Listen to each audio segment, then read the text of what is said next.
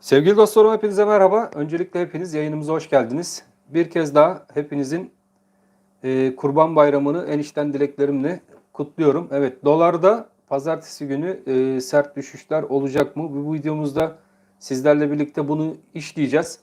Altına değineceğiz, gümüşe değineceğiz. Euro Türk Lirası, Sterlin Türk Lirası ve Bitcoin. Evet, Bitcoin'i sizlerle birlikte burada canlı yayında değerlendirmeye çalışacağız.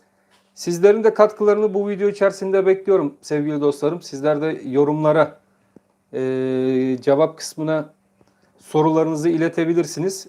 Biz de bu sorular neticesinde sizlerle birlikte daha karşılıklı, daha anlaşılabilir bir program yapmaya çalışırız.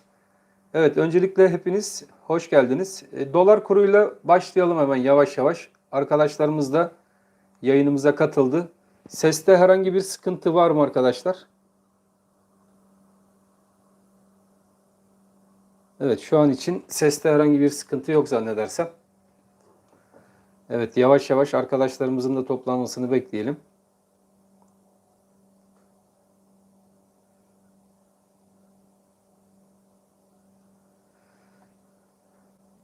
Evet, bu arada Mehriban Akdoğan BTC iner mi diye sormuş. BTC'ye bakacağız Mehriban.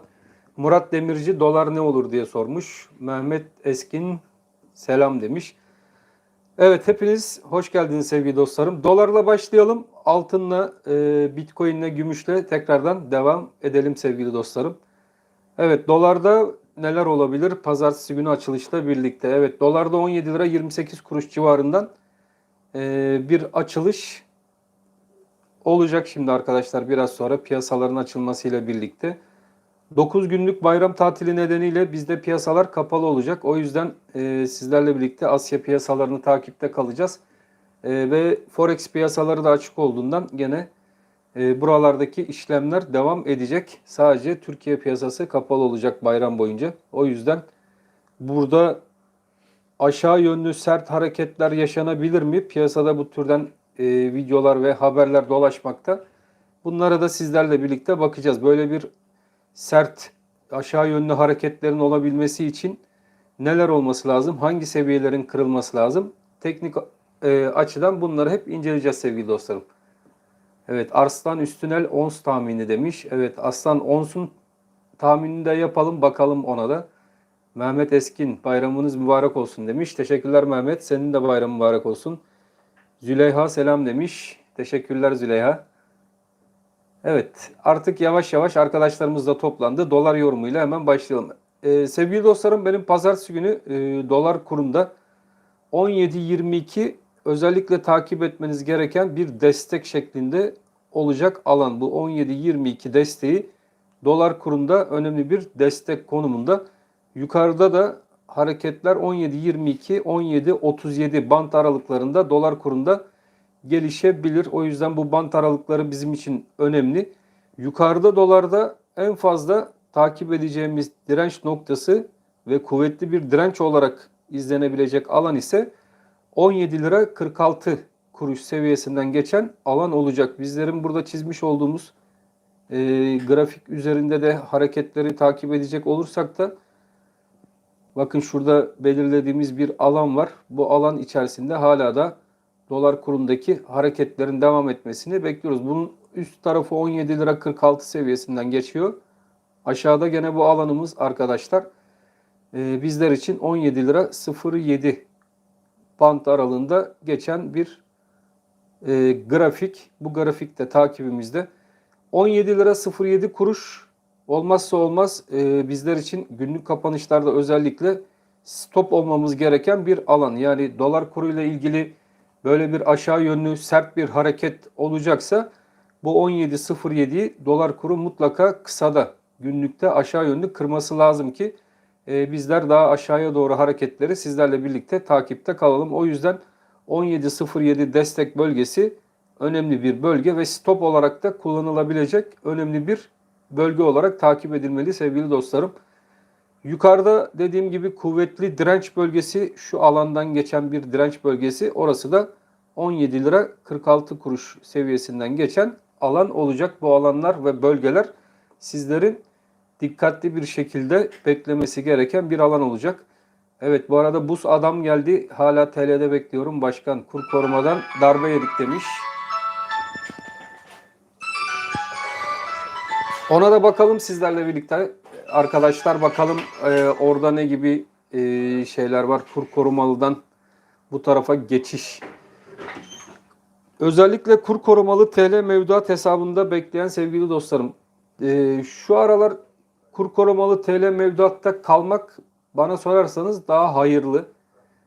Daha doğrusu dolar tarafına geçmek için kur korumalı TL mevduat hesabında bekleyen arkadaşlar mutlaka dolardaki bir geri çekilme olayını beklemek zorundalar ki bu kur korumalıya girdikleri miktarın daha altından tekrardan dolar alabilsinler ve dolar miktarlarını yükseltebilsinler. Yoksa onun üzerinde kur korumalıya girdiğiniz zaman zaten dolar kurundaki yukarı yönlü hareketler sizlere hazine tarafından geri ödenecek. Yani bu aradaki fark hazine tarafından karşılanacak. Sizlerin buradaki sıkıntısını anlayabiliyorum. Vadenizin dolmasına yakın dövize özellikle müdahale olduğu için sizler bu aradaki kur farkını maalesef ki avantajını kaybediyorsunuz. Kurlarda aşağı yönlü hareket olduğu için. Bu da sizlerde bir sıkıntılı süreç yaşatıyor.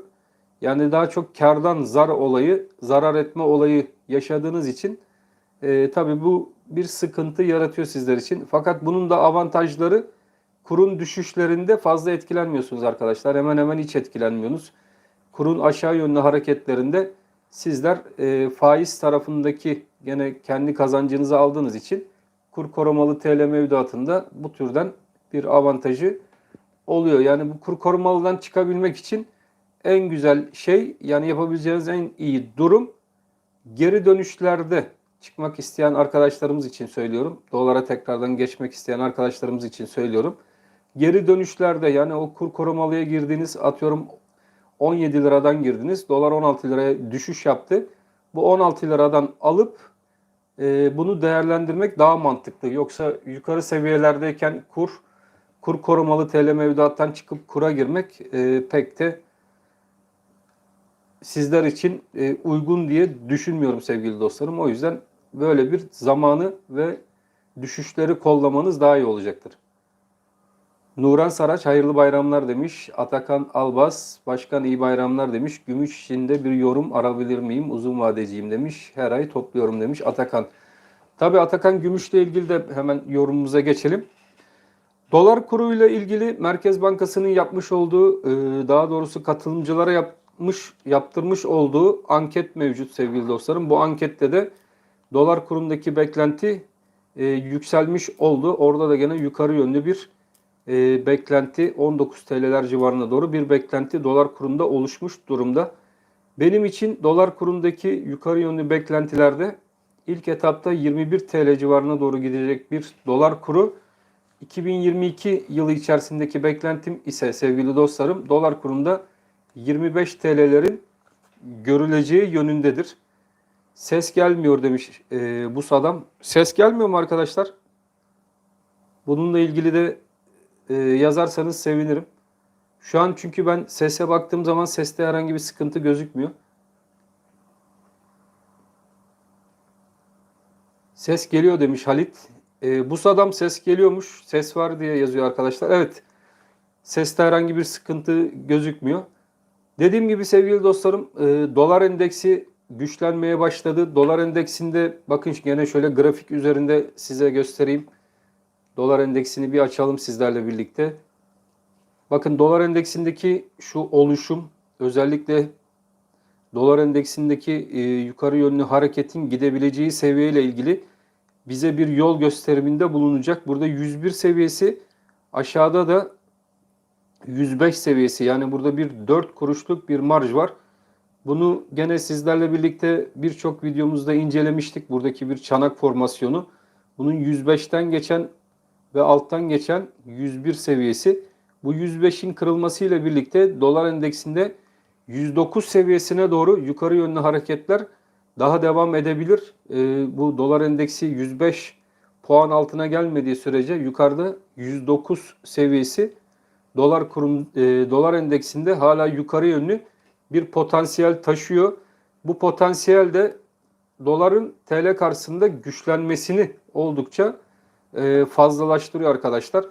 Ve buradaki dolar kurundaki 17 lira 42 kuruş, eğer ki bu Kurban Bayramı içerisinde piyasaların kapalı olduğu süreç içerisinde yukarı yönlü kırılabilir ise burada biz hızlı bir şekilde sizlerle birlikte 18 lira 40 kuruş seviyesine kadar bu dolar kurunda yukarı yönlü hızlı bir atakta yaşayabiliriz. O yüzden dolar kurunda dolar endeksinin bu kadar güçlü olduğu bir dönemde aşağı yönlü sert hareket görmek pek de inandırıcı değil. Ama buna karşı her ne kadar da olsa kendimizi koruyabilmek için arkadaşlar mutlaka 17 lira kısadaki 17.01 seviyesine 17 civarına bir stop koymakta fayda var diye düşünmekteyim. Bunun altında bizlerin daha orta vadede dolar kurunu takip eden sevgili dostlarımız için de gene 17 lira seviyesi önemli bir seviye. Haftalık kapanışın bu seviyenin altında olmaması gerekli. Yani her bakımdan 17 lira seviyesi önemli bir bölge. Bu seviye günlükte ve haftalıkta özellikle takipte kalınması gereken bir alan. Eğer ki sert düşüşler olacaksa bu 17 liranın aşağı yönlü kırılması gerekli. Bu 17 lira aşağıya doğru kırılırsa bizlerin aylıkta takip ettiğimiz kuvvetli bir destek bölgesi var. Çekilme buradaki destek bölgesine kadar da gelebilir. O da 16 lira 55 kuruş civarından geçen bir alan. O yüzden 17 lira önemli bir bölge. Aşağı düşüşlerde sert düşüşler olacak ise bu 17'nin aşağıya kırılması durumunda 16 lira 55 kuruş seviyesine kadar dolar kurunda aşağı yönlü hareketler görebiliriz. Ama şu an itibariyle bu bizim B planımız. İlk etapta dolar kurunda 17 lira 46 seviyesini bizler takipte kalacağız. Çünkü 17.46 burada bir baraj, merkez barajıyla karşılaşılan bir bölge. Burayı kırabilir ise arkadaşlar bir de Fitch'in yapmış olduğu biliyorsunuz gene bir puan indirimi var. Bu puan indirimiyle birlikte piyasada tekrardan yukarı yönlü açılışlar bugün itibariyle gene yaşanabilir.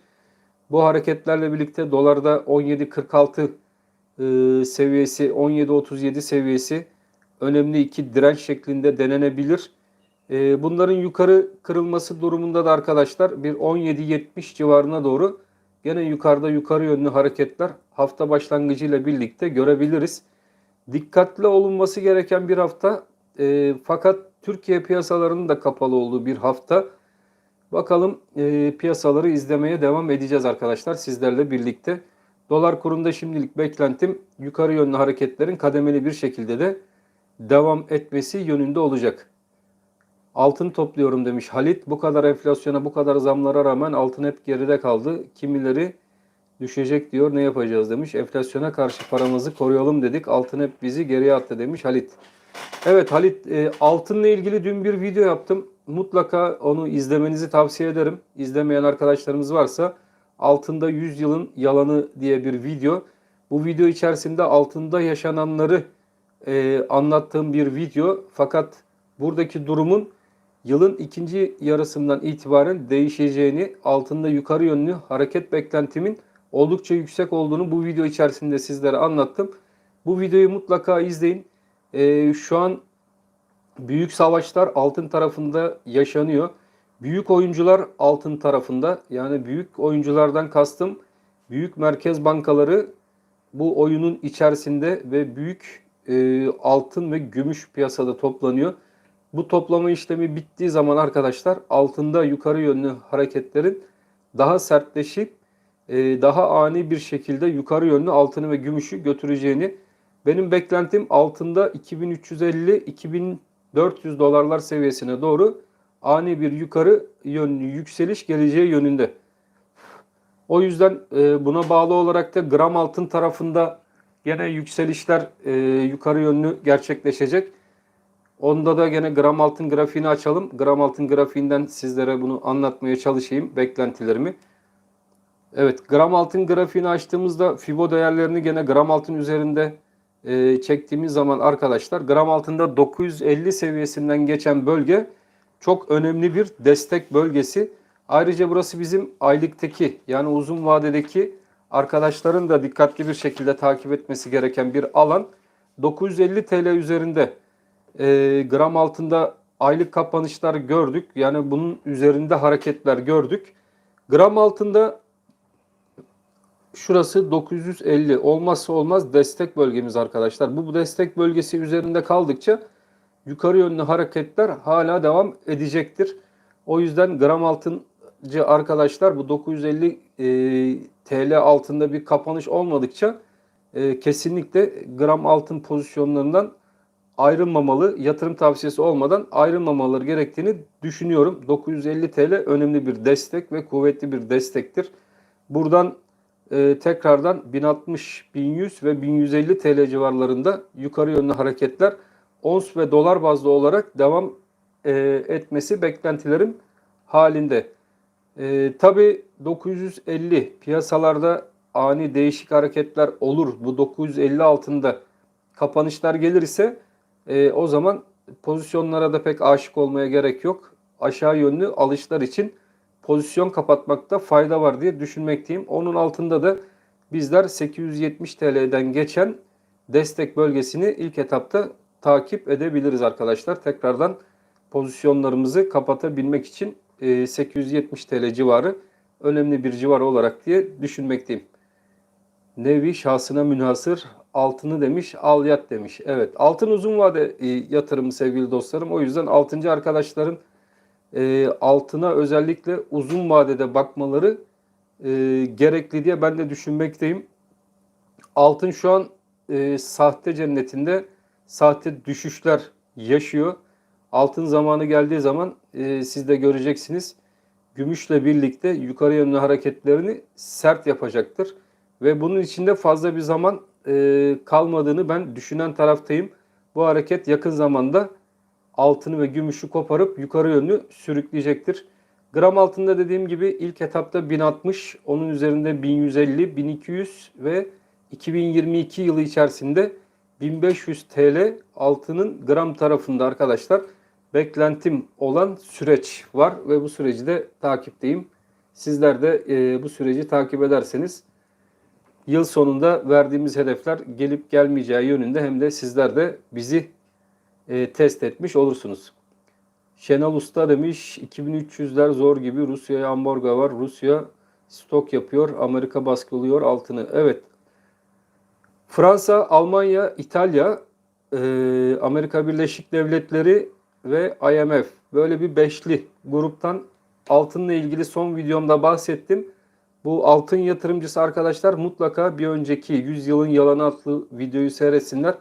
Burada altında dönen oyunun neden kaynaklandığı ve bu oyundaki hareketin yukarı yönlü ne zaman çevrileceğiyle ilgili durumu anlattım. Son haberleri ve son gelişmeleri izlerseniz arkadaşlar altındaki bu hareketlerin de neden kaynaklandığını siz de gayet iyi gözlemleyebileceksiniz. O video içerisinde ev fiyatlarıyla altın fiyatlarını karşılaştırdığımız zaman ev fiyatlarının tam 19 katı fiyatına çıkan bir altın miktarının olduğunu göreceksiniz. O yüzden o video mutlaka önemli. Altın yatırımcısı arkadaşlarımız, gram altında olan arkadaşlarımız o videoyu mutlaka seyretsinler. Evet, tekrardan gram altındaki bu hafta takip edeceğimiz seviyelere dönelim. 967 TL'den gram altın tarafında kapanış yaşadık. Bizlerin 985 yukarıdaki önemli direnç. Bunu geçen hafta da takip ediyorduk. Bu direnci geçen hafta kıramadık arkadaşlar. Tekrardan yükseliş bandı içerisine girebilmemiz için bu 985 TL üzerinde günlük kapanışlara ihtiyacımız var. Aksi takdirde bu 960 ve 950 civarında bulunan desteklere doğru gram altında aşağı yönlü hareketler izleyebiliriz. 985 önemli. Aşağıdaki en yakın destek bölgesi de arkadaşlar 964'te bulunan bölge. Burası destek olacaktır. Piyasaların pazartesi günü açılmasıyla birlikte bizler için 3 rakam önemli olacak. Bunu da Forex ve Viyop takip eden sevgili dostlarım için burayı belirteyim. 964 desteği bizler için önemli bir destek. Yukarıdaki direnç önemli direnç 985. Bu 985 bizim için niçin önemli? Buradaki hareketin üzerinde günlük kapanışlar ve bunun üzerine gram altının atması tekrardan rahatlaması anlamına gelir ve tekrardan bu seviye 1020 TL civarına doğru altında yukarı yönlü hareketi başlatabilir. Ama biz haftalık kapanışta mesela baktığımız zaman 967 TL'den bir kapanış gördük. Bu da şu an itibariyle 964-985 band aralıkları içerisinde bir hareketi bizlere gösteriyor. Bizler 985 yukarı yönlü hareketin gelebilmesi için 985'i takip edeceğiz. 964 altında hareketlerde ise 950 civarındaki arkadaşlar buradaki kuvvetli destek bölgesine doğru da aşağı yönlü bu sefer hareketleri takipte kalırız. Benim için dediğim gibi 950 altında kırılmadığı sürece gram altında hala yukarı yönlü hareket bitmiş sayılmaz. O yüzden 950 seviyesi bizim için önemli. 950 altında kaça kadar düşer demiş Nevin. Nevin o 950 altında bizlerin takip edeceği en yakın 869. Evet, buradaki 869 TL civarından geçen destek olur. Ama 950 kuvvetlidir. Burada oyunlar olabilir. Dikkatli olun diye söyleyeyim hepinize. Metehan gelmiş. Metehan hoş geldin. Evet. Altını anlattık, doları anlattık. Şimdi biraz da gümüşe geçelim arkadaşlar. Gümüşle ilgili sorularınız varsa dolara tekrardan geçeceğim. Dolarla ilgili çok sorular var çünkü. Kısa kısa bir piyasalara bakalım. Şimdi gümüş tarafına da bakalım. Gümüşteki son hareketler. Ondan sonra tekrardan dolar tarafına sizlerle birlikte geçiş yapalım arkadaşlar. Evet, gümüş. Arkadaşlar bence gümüşte bir dip oluşumu tamamlandı. Gümüş artık bu dip oluşumuyla birlikte yukarı yönlü hareketine başlayacaktır diye düşünmekteyim. Bakın şurada özellikle bu bölge benim için gümüşte bir dip bölgesi. Gümüşün ons tarafında bir dip bölgesi. 18 dolar 60 sent civarından geçen bölge. O yüzden buradan tekrardan ben hareketlerin gümüşte artık yukarı yönlü 24 dolarlar seviyesine doğru gümüşü yukarı yönlü taşıyacağını düşünüyorum.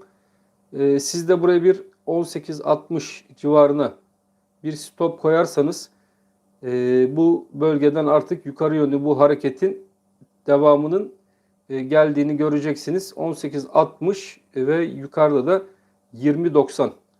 Bu hareket 20.90'ı da yukarı yönlü kırar ise şuradaki 20.90 seviyesinden geçen seviyeyi de yukarı yönlü kırar ise bu hareketin 24 dolar seviyesine doğru gümüşte yukarı yönlü hareketi başlatma ihtimali oldukça yüksek.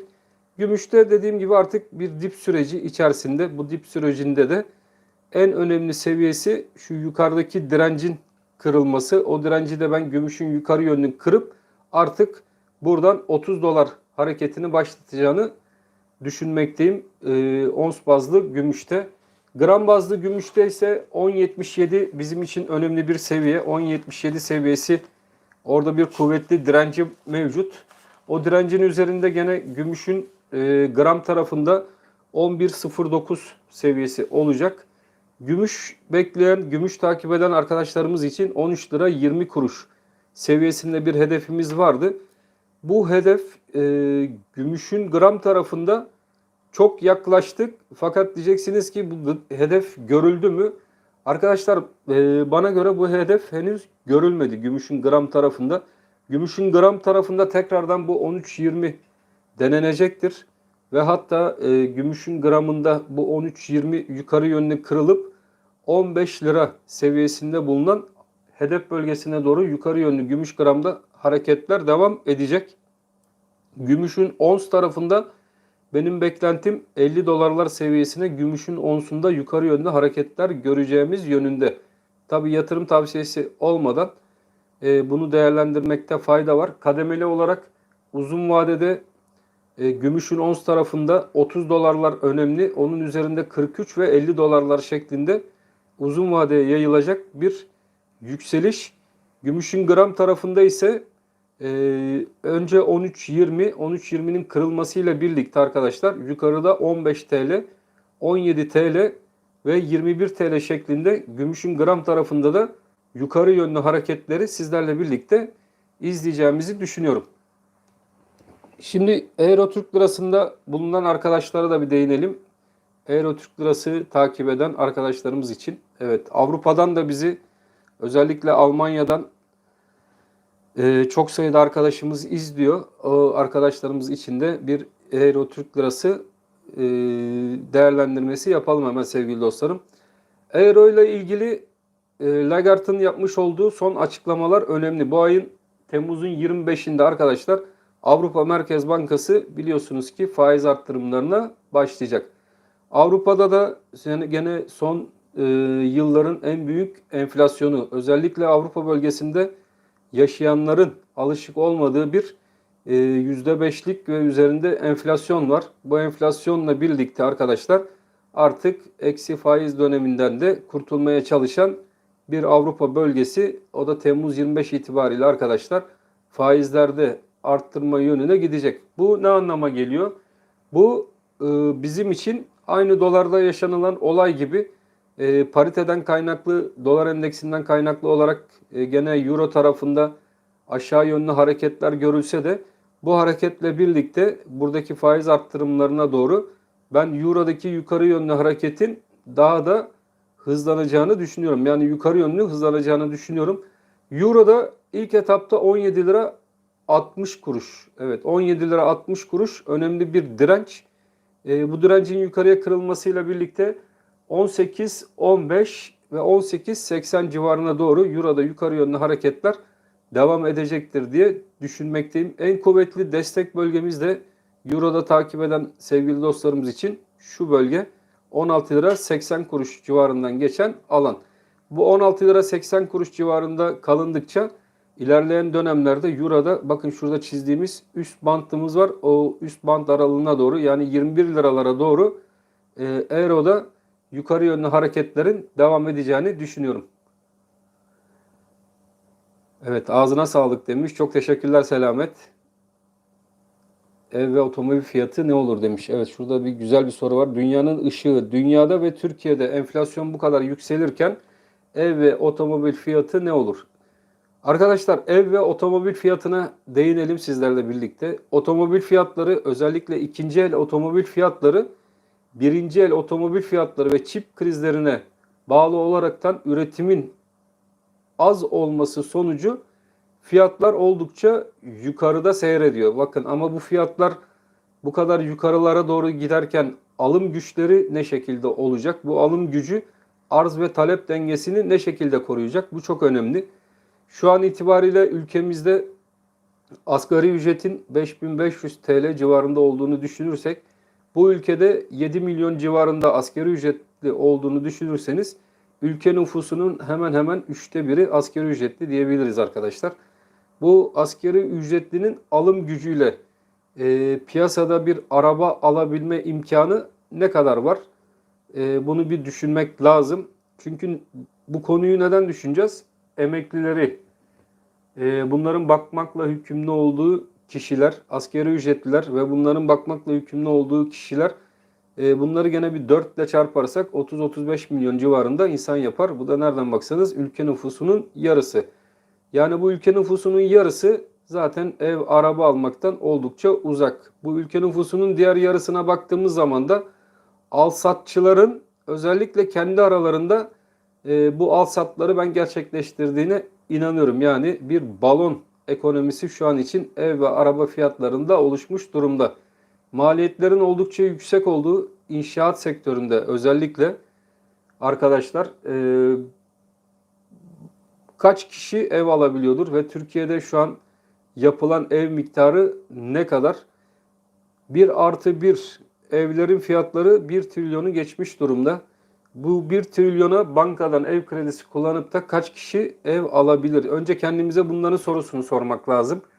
Çünkü alım gücü azaldıkça talep de azalacaktır. Talebin azalmasıyla birlikte de maalesef ki bu yüksek fiyatlardan ev alan çok kişi var. Bu çok kişinin elinde de bu evler patlayacaktır diye düşünmekteyim. Burada sürdürülebilir bir olay yok. Bu olayların takriben arkadaşlar ben bir yıl içerisinde ev ve araba fiyatlarında bir normal sürece geçileceği ve bu süreç içerisinde de aşağı yönlü hareketlerin bir dezenflasyonist süreç içerisinde geriye doğru geleceğe yönünde düşüncelerim mevcut. Tabii piyasaları izleyeceğiz, bakacağız arkadaşlar. Piyasalarda ne gibi şeyler olur, gelişmeler olur. Bunları da sizlerle birlikte takip edeceğiz. Yalnız son durum maalesef ki ev ve araba fiyatlarında o kadar da iyi değil. Gerçekten fiyatlar çok yüksek. Birçok insan ev alamıyor, araba alamıyor. Bırakın evi, arabayı, şu an insanlar gerçekten bir geçinme derdindeler ve yiyecek alamayacak durumda birçok insan var. Bunları da göz önünde bulundurmakta fayda var diye düşünüyorum. Bilmiyorum sizler neler düşünüyorsunuz ama ben bu durumdan maalesef ki çok üzgünüm. Allah tüm insanların yardımcısı olsun demekle yetinebiliyoruz. Elimizden gelen sadece bu. O yüzden Allah herkesin yardımcısı olsun. Bu Kıbrıs'ta biliyorsunuz arkadaşlar asgari ücret açıklandı. Kıbrıs'ta gene asgari ücret 8.600 lira. Yanlış hatırlamıyorsam herhalde. Kıbrıs'ta asgari ücret 8.600 TL oldu. Bu da Kıbrıs'taki yaşayan soydaşlarımıza hayırlı uğurlu olsun diyelim. Hiç Kıbrıs'taki arkadaşlarımız üzülmesin. Bizim burada asgari ücret 5.500 lira. Sizin Kıbrıs'taki asgari ücret miktarı gerçekten buraya nazaran oldukça iyi arkadaşlar. Hiç yerinizden kımıldamayın derim ben, yani Kıbrıs'ta oturan soydaşlarımız ve arkadaşlarımız için. Emekli maaşları geçinebilecek seviyede oldu mu? Maalesef ki olmadı arkadaşlar. Birçok emekli maaşı gene asgari ücretin altında. Gönül isterdi ki hiçbir şekilde asgari ücretin altında bir emekli maaşı olmasın. Asgari ücretin altında bir maaşla insanlar nasıl geçinebilir? Onu da düşünmek lazım. Yani böyle bir düşünme, geçinebilme durumu gerçekten çok zor. Allah hepsinin yardımcısı olsun diyelim. Ülkemiz gerçekten çok zor bir durumdan geçmekte. CDS puanlarımıza baktığınız zaman zaten 860'ların üzerlerinde bir CDS. Merkez Bankası'na baktığınız zaman Merkez Bankası kasaları tam takır. Burada bir 7 milyar dolarlık rezerv olduğu söylenmekte arkadaşlar. Swapları, şunları bunları düştüğünüz zaman eksi 54 milyar dolarlar civarından bahsediliyor. Bu durumda piyasalara müdahale edilir mi?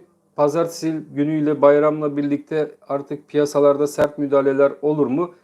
Yani bu sert müdahale olacaksa da sevgili dostlarım, Merkez Bankası tarafından ben olacağını düşünmüyorum. Bunu gene BDDK'nın yapmış olduğu uygulamalarla birlikte daha farklı bir uygulama şeklinde piyasaya sunulabilir bu. Yani bir ürün piyasada çıkartılabilir. Çünkü Merkez Bankası'nın artık elinde nakiti oldukça az. Turizmde beklenen gelir olabilir mi? Evet, turizmden belli bir miktar gelebilir arkadaşlar. Buradan bir 35-40 milyar dolarlık bir beklenti mevcut. Fakat ben turizmden de bu kadar bir gelir geleceği yönündeki beklentim yok. Çünkü son zamanlarda dikkat ettiyseniz Covid-19 tekrardan hortladı. Birçok kişi Covid-19'a yakalanmış durumda. Vakalar oldukça artmış durumda. Bunların etkisiyle de gene turizmde bir baltalanma durumu, yani gelmeme durumları, rezervasyonların iptal durumları da olabilir. Bu yönden de ekonomiyi yakinen de zaten takip ediyoruz sizlerle birlikte sevgili dostlarım.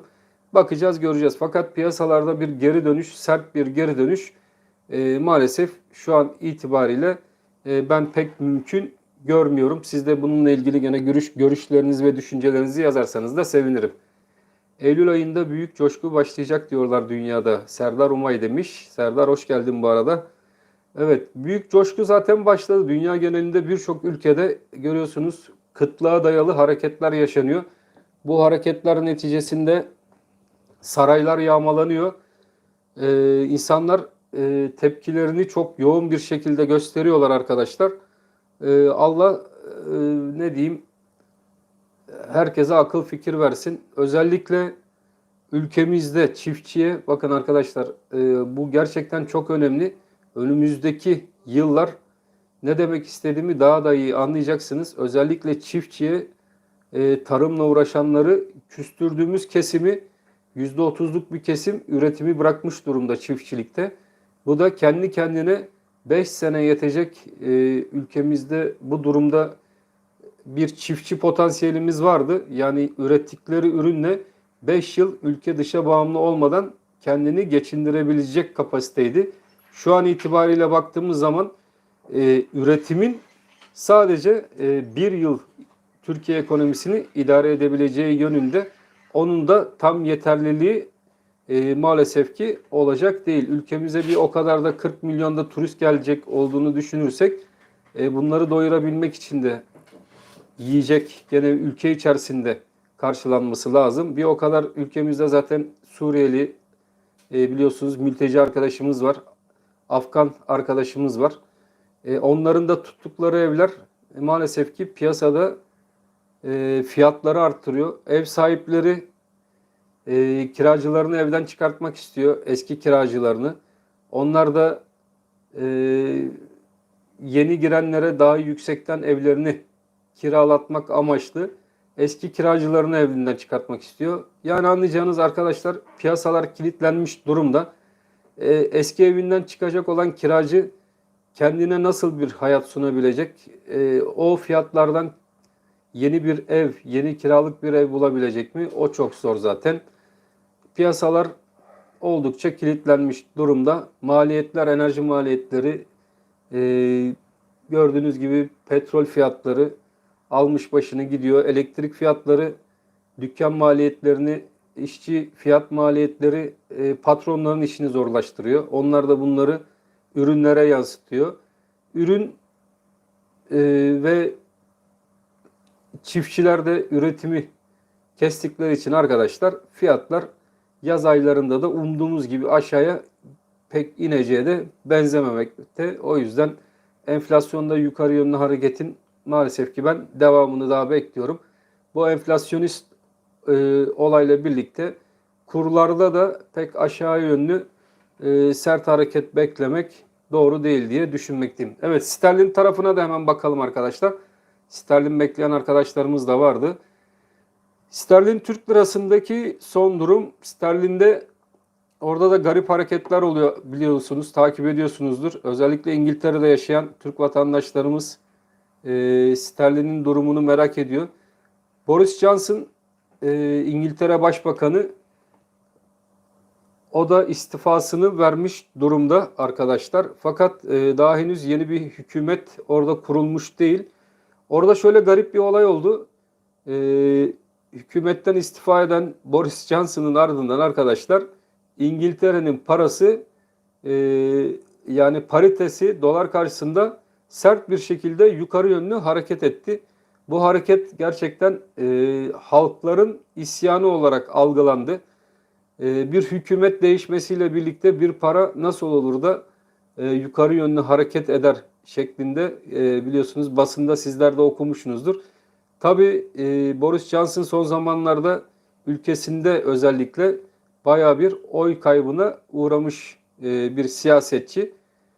O da yapmış olduğu, uygulamış olduğu politikalar neticesiyle halk tarafından istenmiyordu. Bu istenmemesi sonucu istifa etmeye gönülsüz bir şekilde kendisi zorlandı. Bunun neticesinde istifa etmesiyle birlikte de tabii ülkede bir artık şenlik havası oluşmuş diyelim. Bu şenlik havası da yatırım tarafında İngiltere'nin sterlinin daha doğrusu yukarı yönlü hareketini hızlandırmış durumda. Sterlinde neler olabilir?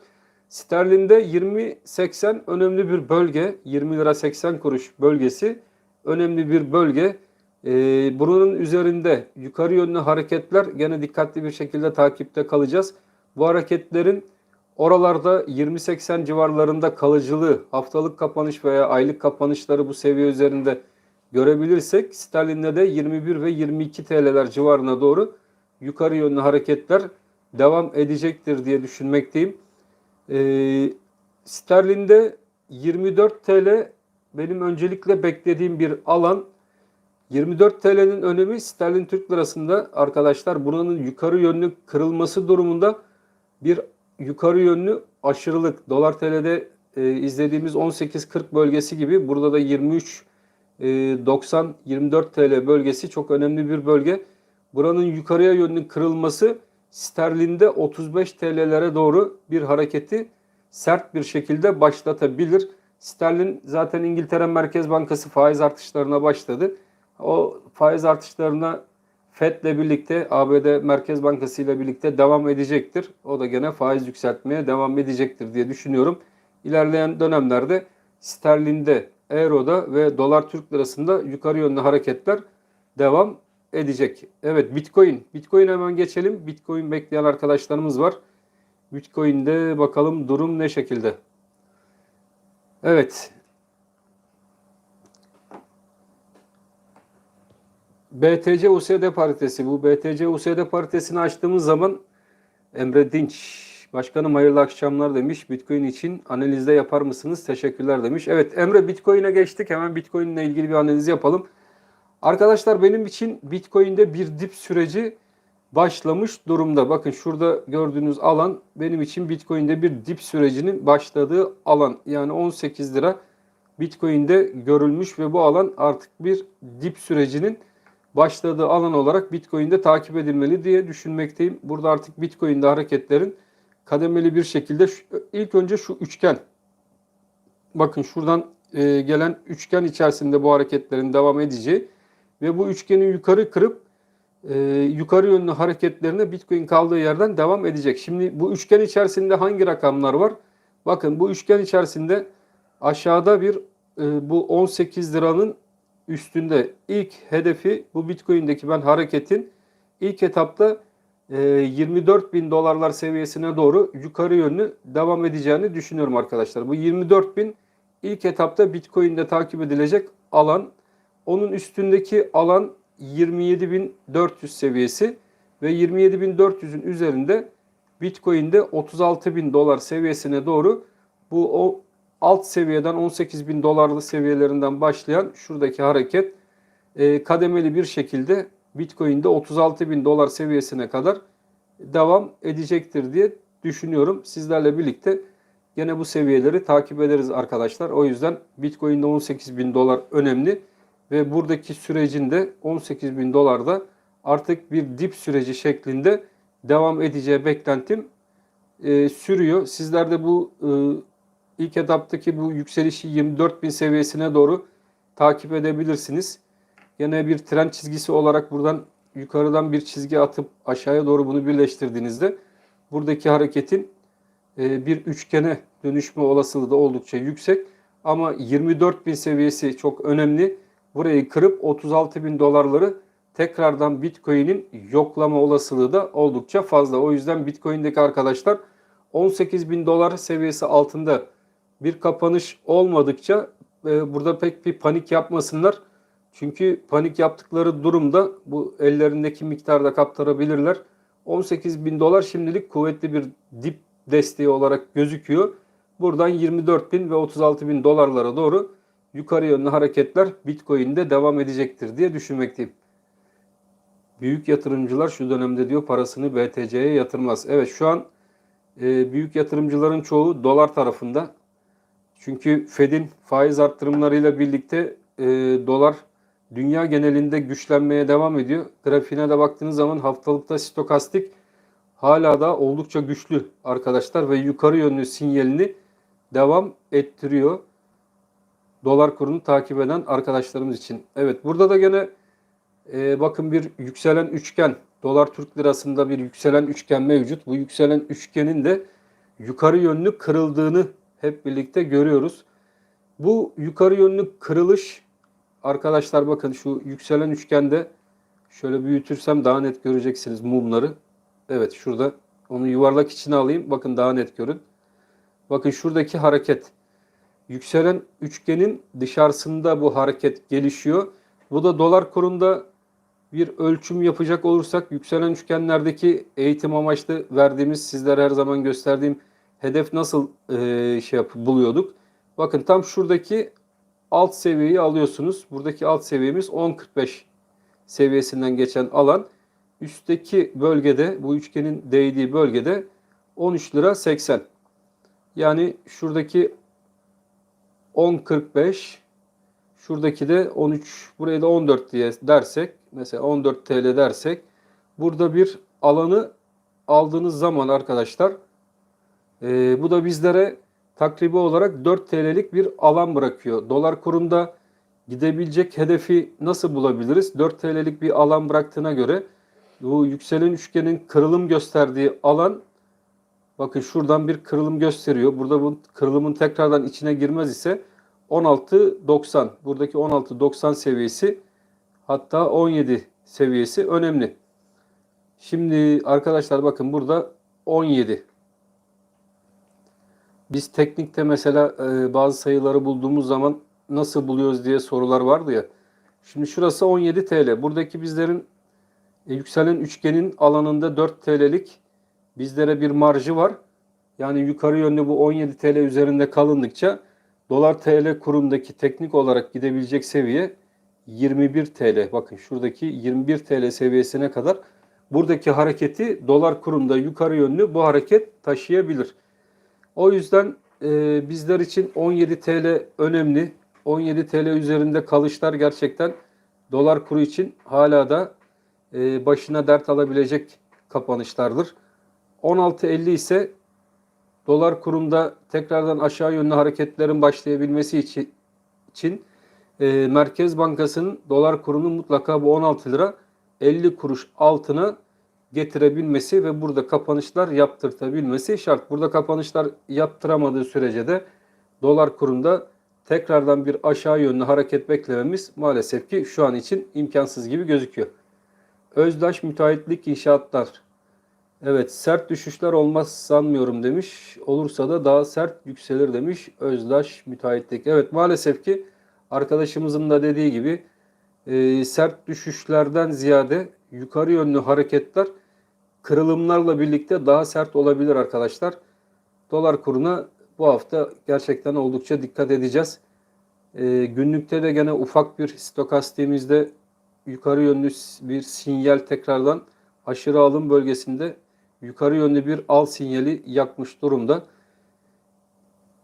Ülkemiz için ve hepimiz için hayırlısı neyse o olsun diyelim. Dolar kurunda ve enflasyonda aşağı yönlü hareketlerin beklentisinin bir an önce gelmesi, hem enflasyonist baskıdan zorluk çeken insanlarımızın daha iyi bir yaşam sürebilmesi için inşallah politikalar değişir, üreticiye, çiftçiye daha fazla destek gelir.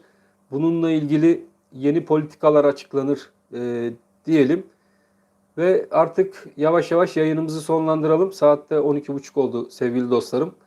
Ben hepinizi çok seviyorum. Hepinize Allah'a emanet ediyorum. Hoşça kalın sevgili dostlarım.